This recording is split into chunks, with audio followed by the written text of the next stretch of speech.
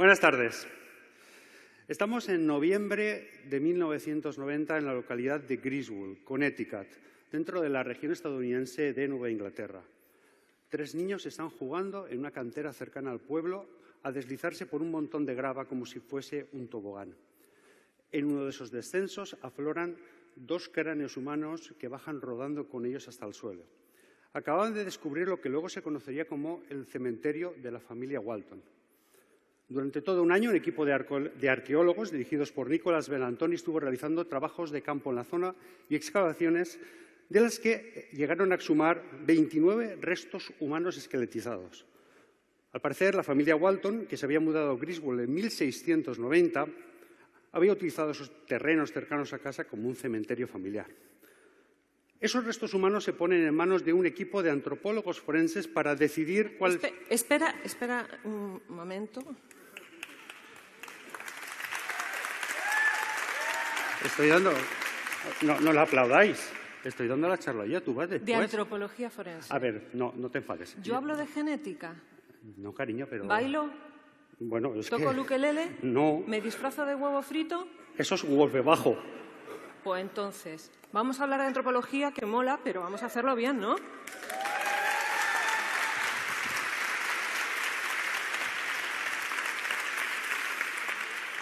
Veréis, el trabajo de los antropólogos forenses es fundamental porque a partir de restos esqueletizados pueden reconstruir cómo fue la vida de las personas. Ellos siempre dicen que los huesos hablan, es más, que no mienten, y que ellos son quienes saben escucharlos. Cuando se tienen unos restos humanos, lo primero que se determina es sexo y edad. En el cementerio de los Walton había 14 adultos, 8 de ellos mujeres y 6 varones, y 15 menores. Fijaos, 14, 15, el alto porcentaje de muerte prematura ya nos habla de las duras condiciones en las que vivía esta población. ¿Qué más se puede saber a partir de los huesos? Pues se puede saber también cuál era la ocupación fundamental de las personas en vida, porque eso muchas veces también se queda en nuestro esqueleto. Estudiando los restos del cementerio, los antropólogos encontraron que tenían marcas, señales y patologías que eran coincidentes con los de personas que habían realizado trabajos físicos manuales muy duros. ¿Cuál es la lectura que se hace de esto? Evidentemente no que fueran deportistas de élite, sino que eran duros trabajadores del campo.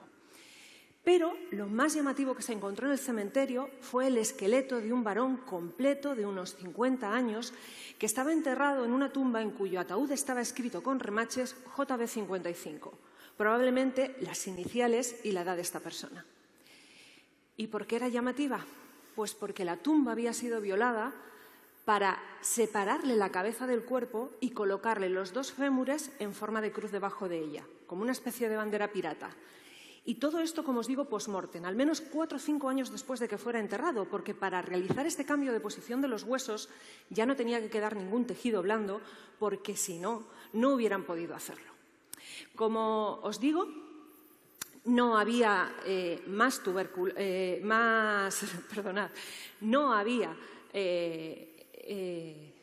me ha ido el santo al cielo, Guillermo Pérez. Creo que querías hablar de lo que hicieron con los huesos después. Efectivamente, vale.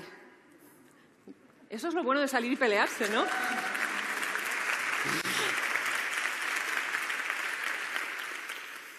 Querían responder a la gran pregunta de por qué le habían hecho eso a este pobre hombre después de muerto. ¿Vale? Entonces los antropólogos siguieron haciéndoles preguntas a los huesos de JB55 y se encontraron que, como el resto de sus vecinos, estaba hecho un trapo porque tenía hernias de disco, había sufrido roturas en los huesos, problemas en las articulaciones, es decir, era otro duro trabajador del campo.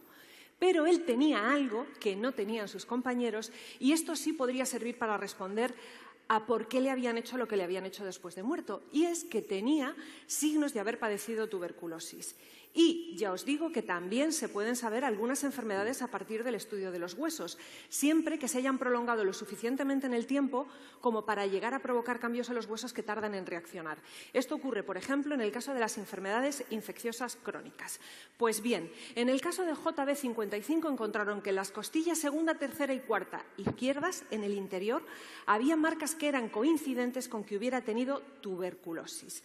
No había más tuberculosis en el cementerio, pero sí otras 2 tumbas cercanas a la de JB55, una marcada como IB ND45, una mujer, y otra como ND13, un menor. Quedaos con esto porque va a ser importante.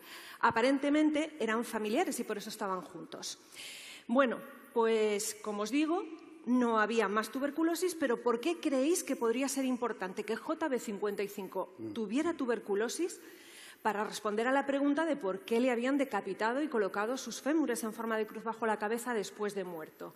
¿Quién era JB55?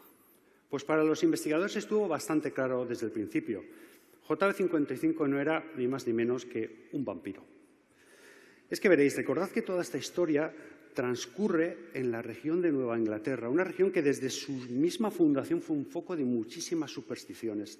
Estoy seguro de que todos habéis oído hablar de los juicios de Salem, que tuvieron lugar en 1692, en los que se juzgó por brujería a muchísimas personas, la inmensa mayoría mujeres, que incluso acabaron muriendo en la horca. 100 años después, entre finales del siglo XVIII y finales del siglo XIX, aparece una nueva histeria en Nueva Inglaterra relacionada esta vez con el vampirismo y asociada a una epidemia de tuberculosis que duró 100 años. Y tiene su lógica. Veréis, la muerte por tuberculosis era terrible. Los enfermos, su vida se iba desvaneciendo lentamente, perdían peso, tosían sangre, tenían los ojos sanguinolentos, la piel pálida, amarillenta, las encías se les retraían, los dientes eran más prominentes, sobre todo los colmillos. Sabéis por dónde voy, ¿no? Tenían el aspecto de un vampiro. Y no solo eso. Cuando moría un enfermo por tuberculosis, o a veces antes, el resto de su familia empezaba a enfermar. Pensad que en aquel momento no se conocían las causas del contagio. Entonces empezó a extenderse el rumor de que los muertos por tuberculosis salían de sus tumbas por la noche a chupar la vida de sus familiares y llevarlos con ellos a la tumba. E incluso había ciertos síntomas que parecían reforzar esa idea. Los enfermos se encontraban peor de noche y notaban una cierta presión, angustia en el pecho, como si tuvieran a alguien sentado encima. Una vez admitido que eso podía pasar, empezaron a aparecer distintos rituales que solían variar de región a región, pero el primer punto siempre solía ser el mismo. Había que exhumar el cadáver para ver si era realmente un vampiro. ¿Cómo sabían esto? Bueno, entonces para ellos el corazón era el centro de la vida y la sangre una especie de vehículo del alma, del espíritu. Así que si en el cadáver se encontraba, bien en el corazón, bien en las vísceras, sangre líquida, que para ellos era sangre fresca, era un signo evidente de que era un vampiro. Si había pasado el tiempo y esto no se encontraba, y había otros signos que hoy sabemos que son propios de la descomposición del cadáver, como crecimiento de las uñas o crecimiento del pelo, pues también era bastante claro que el cadáver no era nada natural. ¿Qué hacían en ese caso? Pues en muchas ocasiones lo que hacían era incinerar las vísceras e incluso dárselas a consumir a los familiares enfermos. Como lo estáis oyendo, eso mismo se hacía. Uno de los ejemplos más populares de este tipo de rituales es el conocido como el caso Mercy Brown. Esto ocurrió en Rhode Island a finales del siglo XIX. La familia Brown, compuesta por un matrimonio y 3 hijos, fue una de las desoladas por la tuberculosis. Las primeras en enfermar y fallecer fueron la madre y la hija mayor, pero años después la tuberculosis volvió, en este caso por los 2 hijos restantes. La chica, la mayor, llamada Mercy, fue la primera en fallecer y el niño, Edwin, no dejaba de empeorar noche tras noche. Así que en el pueblo comenzó a correrse el rumor de que las mujeres enterradas de la familia volvían por las noches para chuparle la energía al pequeño. ¿Qué hicieron? Pues lo que os estamos contando que se hacía. Organizaron una exhumación en la que participaron algunos vecinos del pueblo y un médico. Atención, había médicos especializados en este tipo de intervenciones. Y lo primero que sacaron fueron los cadáveres de las mujeres fallecidas antes. Como llevaban 5 años enterradas, lo único que encontraron fueron restos esqueletizados. Pero cuando sacaron el cadáver de Mercy, enterrada solo 2 meses atrás, encontraron que le habían crecido el pelo y las uñas. Y encima, cuando pincharon, brotó sangre. Así que no había ninguna duda, ella era la vampira que estaba consumiendo la energía del pequeño Edwin. Le arrancaron el corazón, el hígado, los quemaron y con las cenizas disueltas en agua hicieron un tónico que le dieron a beber al niño. Esto, además de ser una cochinada, como os podéis imaginar, no sirvió para nada y el pequeño falleció 2 meses después. Fue un caso súper popular, tanto que muchos autores defienden que Bram Stoker se basó en esta historia para crear el personaje de Lucy de su Drácula, que se publicó 5 años después. Y está claro que Lovecraft lo hizo para este relato, La casa embrujada, cuya protagonista además se llama igual, Mercy Brown. Veréis, intervenciones, rituales como estos, en muchas ocasiones eran asuntos privados, de familia, pero en otros, como por ejemplo en Vermont, la quema de corazones se convertía en auténticas fiestas públicas a la que acudían ciudades enteras. Esto lo sabemos hoy gracias a un tipo de prueba, que son las pruebas bibliográficas. Para que os hagáis una idea, solo en el estado de Minnesota hay 80 citas bibliográficas que nos dejan reflejado esto. Pero, hasta la aparición del cementerio de los Welton en los años 90, las únicas evidencias que teníamos eran de este tipo, bibliográficas. Con JB55 podríamos tener la primera evidencia física. Para los investigadores era el primer supuesto vampiro del país cuyos huesos podrían estudiar. ¿Y por qué vampiro si no hemos dicho nada de que tuviera pinta de que habían intentado acceder al corazón? Pues porque cuando exhumaron el cadáver, como hemos dicho, habían pasado 4 o 5 años y ya no quedaba ni corazón, ni hígado, ni nada. Entonces, la hipótesis de los investigadores es que optaron por decapitarle, algo que no era nuevo. Esto ya se hacía en Europa, culturas antiquísimas como la de los celtas, o incluso los egipcios del Neolítico creían que decapitando a los muertos evitaban que dañaran a los vivos. Pues esto fue lo que hicieron con JB55 y luego tomaron los 2 fémures y los colocaron bajo la cabeza en forma de cruz. Y en este momento, años 90, salvo una reconstrucción facial realizada a partir del cráneo de JB55, esta técnica, que es una pasada, está desarrolladísima y daría ya sola para una charla. Aparte de esto, que como veis no es poco, hasta aquí podíamos decir de JB55 en los 90, alguien de quien nunca habríamos podido saber ni siquiera su nombre completo. Hasta que llegó a rescate la genética. Ni una charla sin sus turras genéticas. A ver, escudero, paturra la de tu primo Luis con los escutoides. Veréis, en 1990, cuando se exhumó los restos de JB55, se tomaron muestras de ADN de sus 2 fémures y se almacenaron. Pero entonces no había técnicas genómicas avanzadas para obtener información de ellos. 30 años después, hace tan solo 2 años, en 2019, un grupo de investigadores decidió seguir adelante con esta identificación y para ello se basó en el perfil genético del cromosoma Y. ¿Por qué el cromosoma Y? Veréis, todos sabéis que heredamos un conjunto de cromosomas de nuestro padre y uno de nuestra madre. Lo que ocurre es que al nosotros generar los gametos sexuales, los cromosomas no sexuales comparten, se mezclan entre ellos, los que son parecidos, y ya dejan de parecerse tanto un poco a los de los padres. El cromosoma Y, como es solo de los varones, no tiene ninguno con quien mezclarse y entonces lo que ocurre es que se transmite, salvo alguna mutación, de generación en generación. Vamos a ver, que te estás embalando, que te recuerdo que lo que queremos es identificar a nuestro vampiro del siglo XIX. Entonces, por mucho que tú tengas el perfil genético del cromosoma Y o de lo que quieras de JB55, identificar es comparar. Si no tenemos un ancestro o un descendiente de JB55 con el que compararle y, por tanto, identificarlo, no vamos a poder hacerlo. ¿Qué hacemos? ¿Lo comparamos con toda la población del mundo mundial? Qué poca fe en la genómica. Pues sí, podemos hacer eso.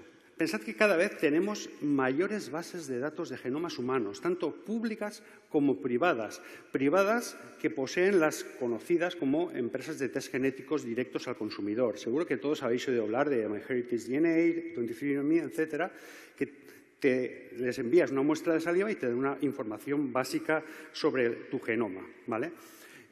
Pero no solo eso, no solo necesitamos esto. ¿Cómo podríamos saber su nombre? Para llegar a esto, dejadme que os enseñe el árbol genealógico de la familia de los Buendía, que todos los que hayáis leído 100 años de soledad conoceréis. A ver, Susana, ¿qué tendrían en común? A ver si esto va. No va. Ahora, vale. ¿Qué tendrían en común esas personas? Está fácil, ¿eh? Porque todos son hombres blancos, cis y heterosexuales. Y que como son padre e hijo, imagino que según lo que nos estás contando, comparten el mismo cromosoma Y. Pero bueno, que no sé cómo nos sirve esto para identificar a nuestro vampiro. Vas bien. Lo cierto es que tienen algo más en común, el apellido.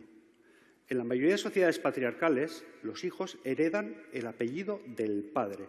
Así que por la línea paterna tenemos que se van transmitiendo tanto el cromosoma Y como el apellido. De esta forma, si somos capaces de encontrar a alguien hoy en día que tenga un perfil genético similar al de JB55, su apellido nos podría decir quién era JB55. Mucho mejor dónde va a parar. Ahora ya solo tenemos que comparar a JB55 no con toda la población del mundo mundial, sino con todos los hombres del mundo mundial. ¿O me estás diciendo que tienes una base de datos de cromosoma Y asociado a apellido? Pues sí, la tenemos. Pero antes de llegar a eso, dejadme que explique rápidamente de qué hablamos cuando decimos perfil genético del cromosoma Y. Veréis, todos tenemos en nuestros cromosomas unas posiciones en las que aparece una cosa que se llaman las repeticiones de fragmentos cortos. Es muy sencillo de entender. Hay unos nucleótidos, o si queréis letras, como aquí la palabra gata, que se repite 12 veces. A eso se le llama en inglés STR. Todos tenemos en nuestros cromosomas estas posiciones con repeticiones, pero cada uno tiene su número de repeticiones. Eso hace que se nos distinga. Pero es que además se hereda. Por eso estos STR, estas repeticiones de fragmentos cortos, se utilizan para identificar personas y para pruebas de paternidad, entre otras cosas. Así que nuestros investigadores lo que hicieron fue obtener el perfil genético del cromosoma Y de JB55. O sea, para el cromosoma Y en distintas posiciones, esto nos da igual, obtuvieron el número de repeticiones. Ya solo nos quedaba encontrar a alguien hoy en día que tuviera un perfil como este. Pero es que es buscar demasiado, hay que restringirlo. ¿Cómo podemos restringirlo? Buscando cuál era el origen poblacional de JB55. ¿Era un indio nativo americano? ¿Era un emigrante europeo? Esa información también nos la da el genoma. De hecho, estas empresas de test genéticos directos al consumidor, el servicio que más éxito tiene es la búsqueda de ancestros y parientes. Al hacerlo, se encontraron que JB55 pertenecía al conocido como grupo R1b. Básicamente era un emigrante europeo, más probablemente de las Islas Británicas. Pues bien, ya lo tenían todo. Ahora solo falta lo que comentaba Susana antes, una base de datos con perfiles genéticos y apellidos. ¿Y dónde acabamos? De nuevo, en las empresas de test genéticos. Estos investigadores fueron a Family Tree DNA, una empresa especializada en búsqueda de ancestros, de parientes. Y claro, los que se hacen la prueba les hacen el perfil genético y como buscan parientes dan su apellido. Y lo hacen público porque están buscando parientes. Así que se fueron a esta página web, subieron el perfil genético de JB55, se fueron a la búsqueda avanzada, como en Google, y dijeron, no, escucha, quiero que el grupo poblacional sea R1b y quiero que el apellido empiece por la letra B, de la JB de J55. Al hacerlo, tuvieron la enorme suerte de encontrar solo a 2 personas que cumplían todos esos requisitos y casualmente las 2, o casualmente, no casualmente, pero bueno, las 2 tenían el mismo apellido, se llamaban Barber. Bingo, ya teníamos el apellido. Con él, los investigadores se fueron a las bases de datos de periódicos antiguos de Griswold. Y esto fue lo que encontraron en esta anotación. Nathan Barber, hijo de John Barber, fallecido en Griswold, Connecticut, en 1826, a la edad de 12 años. Bien, ¿os acordáis de este, de NB13? Coincide, con lo cual podríamos ya tener el nombre completo de JB55. Podría ser John Barber. Ahora los investigadores han anunciado que van a hacer más estudios a NB13 y a IB45 para ver que efectivamente están emparentados entre todos y para hacer también estudios genealógicos. Como veis, todas estas nuevas herramientas genéticas de que disponemos hoy en día, junto a las enormes bases de datos de genomas humanos, tanto privadas como públicas, privadas las de los test genéticos directos al consumidor, nos permiten realizar identificaciones que hasta hace poco eran impensables. Ni siquiera necesitamos un sospechoso de que sea familiar de alguien para hacerle la prueba a él. Podemos escanear toda la población de alguna forma. Esto, de hecho, ya se ha utilizado para capturar criminales utilizando, por ejemplo, en este caso, una muestra de semen, pese a que ellos nunca habían subido su perfil genético a ninguna base de datos, pero lo habían hecho familiares, incluso familiares lejanos. Esto fue un enorme debate ético sobre la privacidad y el anonimato de las bases de datos de genomas humanos, tanto privadas también como públicas. Sean como sean esas nuevas herramientas genéticas, no nos podemos olvidar de la valiosísima información que nos dan los huesos. Recordad, los huesos hablan.